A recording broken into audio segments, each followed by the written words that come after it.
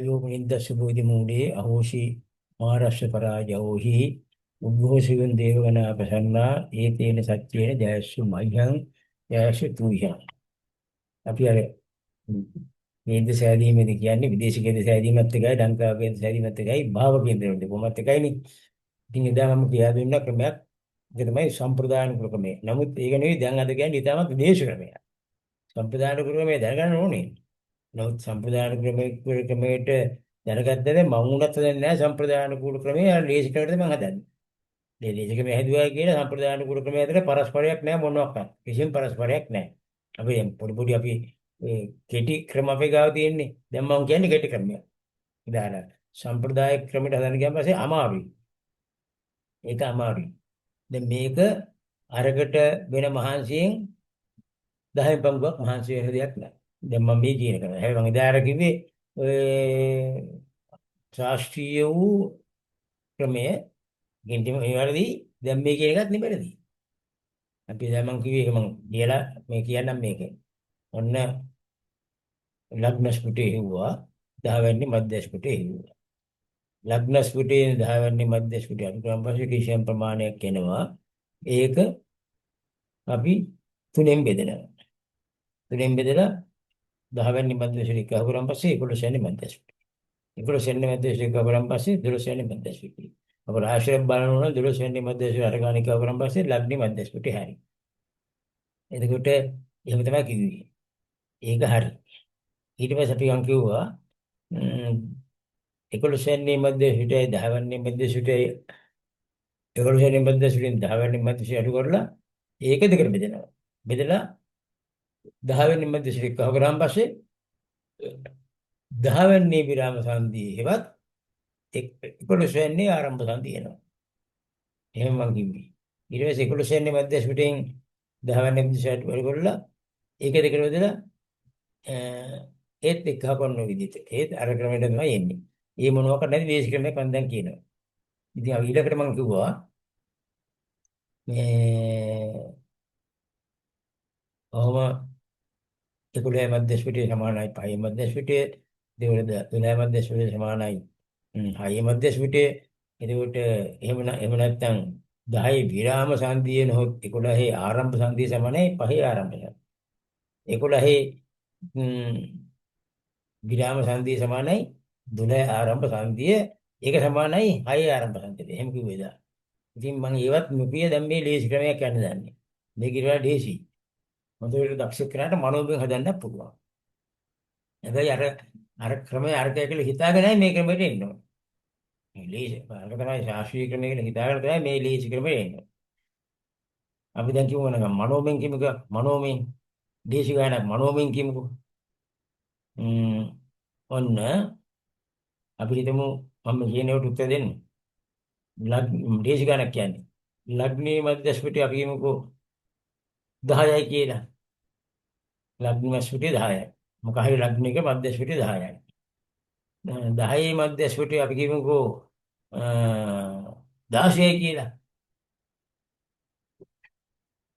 ලග්නේ මධ්‍ය ස්පුටේ 10යි 10 මධ්‍ය ස්පුටේ 16යි. එතකොට 10න් ලග්නේ අංශක 10න් 10 වෙන්නේ අංශක 16 අඩු කරනවා. එතකොට එන ප්‍රමාණය කියන්න බලන්න කියන්නේ මනෝමින් කියන්න බලන්න. මනෝමින් කියන නැත්නම් ඒකත් මම මනෝමින් හදන්නට කියන්නම්. මනෝමින් කියන්න බලන්න. මකර ලග්නෙකින් මගේ ලග්නෙම කියමුකෝ. මගේ ලග්නේ අංශක 10යි කියලා හිතමු දේශ ගණනක් ගත්තී. මගේ 10 වෙනි මධ්‍ය ස්පුටේ තුලා 16යි කියමුකෝ. එහෙනම් අර ගානේ මේක අනුගාම කීය දෙන ගාන? රාශි කොච්චරද අංශය කීයද? මනෝමින් හදන ක්‍රමය කියන්න මම දැන්.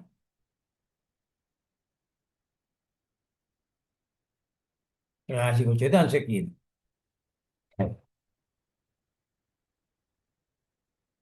ඉතින් හදලා කියන්නේ මනෝමින් හදලා හරි කියනවා.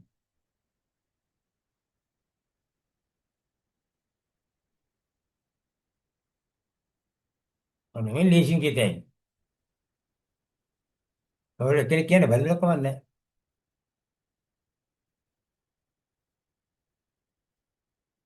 මොකද අපිට හැම එකටම භාවිතයකට දාන්න.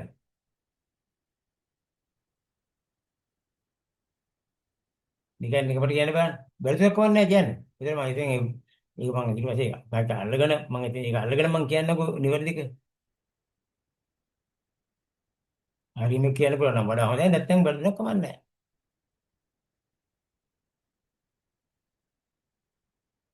ඊට 10 වෙනි මධ්‍යස්ථිතයයි ලග්න මධ්‍ය අතර දුර ප්‍රමාණය කොච්චරද?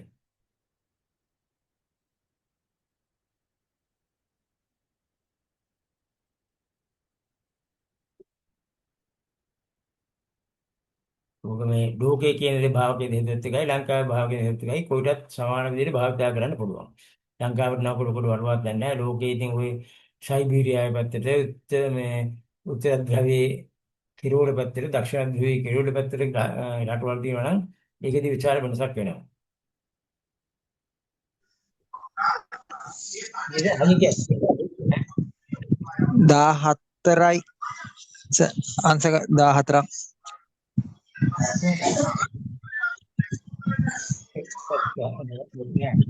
ලග්නේ මධ්‍යස්ථිතයෙන් 10 වෙනි මධ්‍යස්ථිත වලින් පස්සේ එන ප්‍රමාණය රාශි දෙකයි අංශක 24යි. රාශි දෙකයි අංශක 24යි. ඒ භාජාකාරී දෙකයි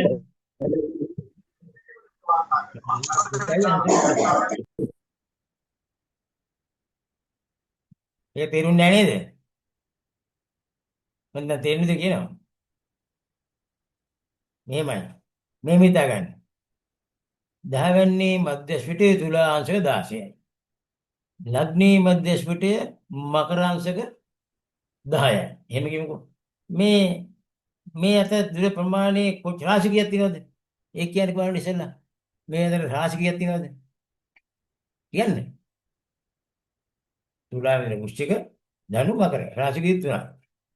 තුනයි. එහෙනම් සාමාන්‍යයෙන් දැන් මෙහෙම කියමුකෝ. ලග්නේ මධ්‍යස්ථිතයේ 10 වෙනි මධ්‍යස්ථිතයේ අංශක 16යි. ලග්නේ මධ්‍යස්ථිතයේ අංශක 10 වුණා නම් කොච්චර දුර ප්‍රමාණය? කියන බලන්න මනෝමය කීයද හැයි? ලග්නේ මධ්‍යස්ථිතයේ අංශක 16 වුණා නම් 10 වෙනි මධ්‍යස්ථිතයේ අංශක තුලා වෙච්ච නිසා අංශක කීයක් තියෙනවද?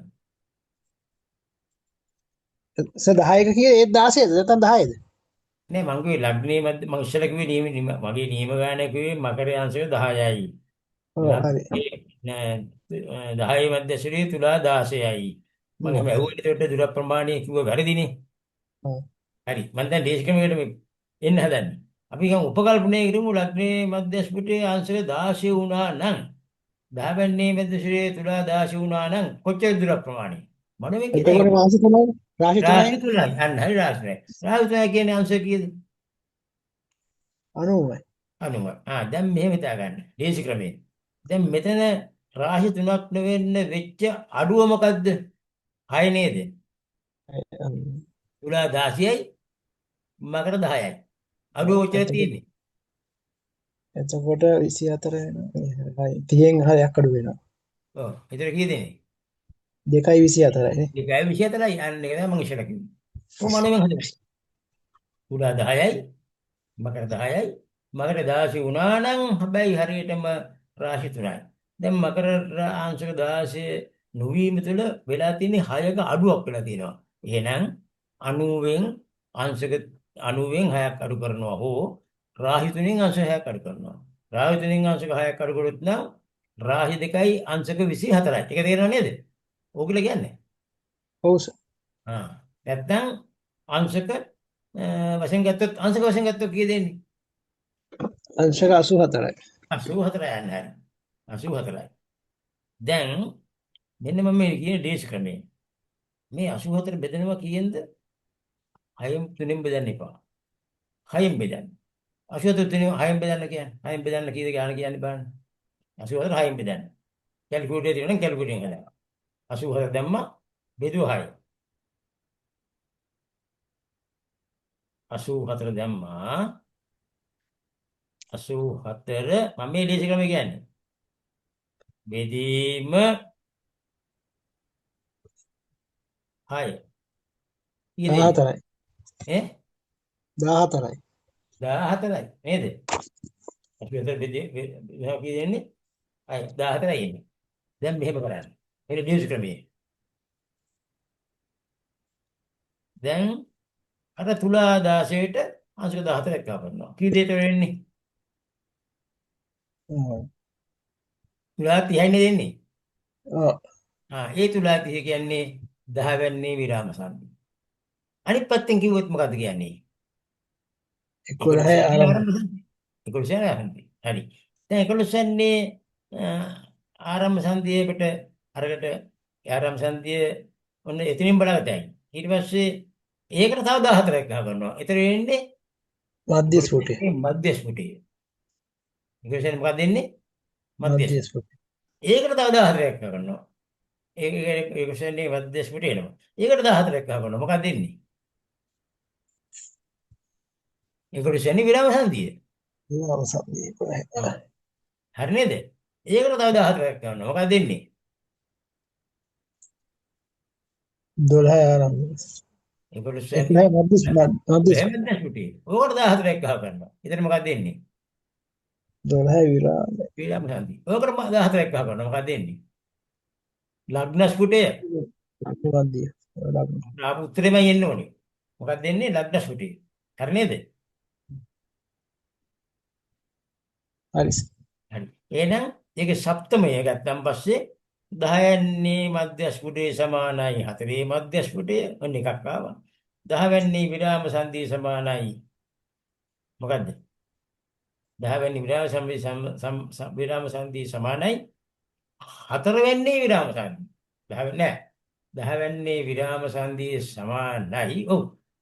10 වෙනි විරාම සංදියේ 7 වෙනි රාශිය මොකද්ද? 7 වෙනි භාවය වෙන්නේ මොකද්ද? 10 වෙනි විරාමයේ 7 වෙනි භාවය මොකද්ද? 4. ඔව්. දැන් ඔන්න අපිට දැන් අපි දැන් තේරෙන විදිහට දාන්නකෝ. 11 විරාම සංදිය ආවා. මොකද්ද? ඊළඟ මොකක්ද දෙන්නේ? 11 වෙනි විරාම සංදිය. ඊළඟ මොකක්ද දෙන්නේ අපිට? ඔටෝමැටිකලි එනවා. පහ. පහේ විරාම සංදිය. විරාම කියලා කියන්නේ නැත්නම් හරියන්නේ නැහැ. හරි. 12 විරාම සංදිය ආවා. අර විදිහට විග්‍රහ කරලා. මොකක්ද දෙන්නේ ඊළඟට? 12 විරාම සංදිය සමානයි මොකද්ද? 6 විරාම සංදිය. හරි හරි ආරම්භ. නේද? 6 විරාම සංදිය. දැන් මෙන්න දේශිම එක මම දැන් කියන්නේ. අමාරුම එක දැන් දේශිමක් කරනවා. දැන් මේ 6න් පංගුව බෙදුවන් පස්සේ අපිට ආවේ කීයද ආවේ? 14 නේද ආවේ? ඔව් සර්. හරි. මෙන්න දැන් ඔටෝමැටිකලි ගන්න පුළුවන් මේක මොළේට දා ගන්න ඕනේ. මෙහෙම හිතා ගන්න. මේ ওই විදිහට ගන්න නම් අර පැත්තේ හදන්න ඕනේ. 4 මධ්‍ය ශ්‍රුතියෙන් ලග්නී මධ්‍ය ශ්‍රුතිය අඩු කරලා හදන්න ඕනේ. මෙහෙම හිතා ගන්න. මේ පැත්තට 14ක් ආව නම් අනිත් පැත්තට ඒ භාගයේ ප්‍රමාණය කොච්චරද? 14 වෙන්නේ නැහැ. මොකද වෙන්නේ? කියන්න බලන්න. කල්පනා කරලා කියන්න. මේ පැත්තට දැන් මේ පැත්ත අඩු පැත්ත. අර පැත්ත වැඩි පැත්ත. එහෙනම් අර 16යි. පැත්ත 16යි අන්න එච්චරයි. මේ පැත්තට 14 අර පැත්ත 16යි. හදන්න ඕනෙත් නැහැ. ඒක හදන්න ඕනේ නැහැ. හදනවා නම් අපි මෝඩයි. මම දවටි කිව්වේ නැහැ. දවටි කිව්වේ නැහැ. සමහරකට ඊයේ දැන් පාඩම නිකන් නීරස වෙන්න ඇති. මේක කපනවා හදනවා කොටනවා මේ ගන්නවා මේක මම තේරුම් ගන්නත් බෑ කියලා හිතෙන්න ඇත්තේ. ඒකමක් නැහැ.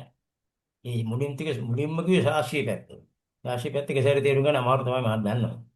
මම ඊට පස්සේ අන්තිමට දේශ පැත්ත කියන්න කියලා හිතාගෙන හිටියේ. දැන් ඔන්න මෙහෙමයි. දැන් ඒ 16 නේ. දැන් ඔන්න ලග්න ස්පුටේ අංශක 10යිනි මකර 10යිනි. එහෙනම් ලග්න ස්පුටි විරාම සංදි කියන්න බලන්න.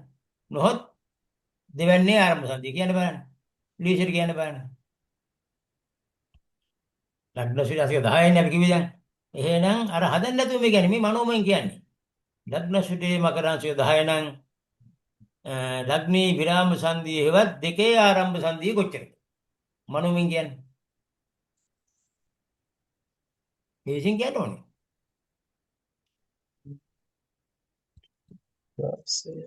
අර පැත්ත 6න් පංගුව 14යි මේ පැත්තෙන් 6න් පංගුව කීයද වෙන්නේ? 16යි. එහෙනම් ලග්නේ විරාම සංදිය කොච්චරද? 26යි. 26යි. අන්න එච්චරයි. ලග්නේ විරාම සංදිය අංශක 26යි. ඒ කියන්නේ මොකද්ද? කුම්භ 26යි. ලග්නේ විරාම සංදිය. එහෙනම් කියන්න බලන්න ඒකම බලන වෙල්ල නෑ, ලග්න විරාම සංධිය තුලින් අපිට එහෙම නැත්නම් දෙවැන්නේ ආරම්භ සංධිය තුලින් අපිට කියන්න පුළුවන් දෙවැන්නේ මධ්‍යස්ථිතිය කියන්න බෑනේ ඒක. දෙවැන්නේ මධ්‍යස්ථිතිය මනෝමය කිතයි.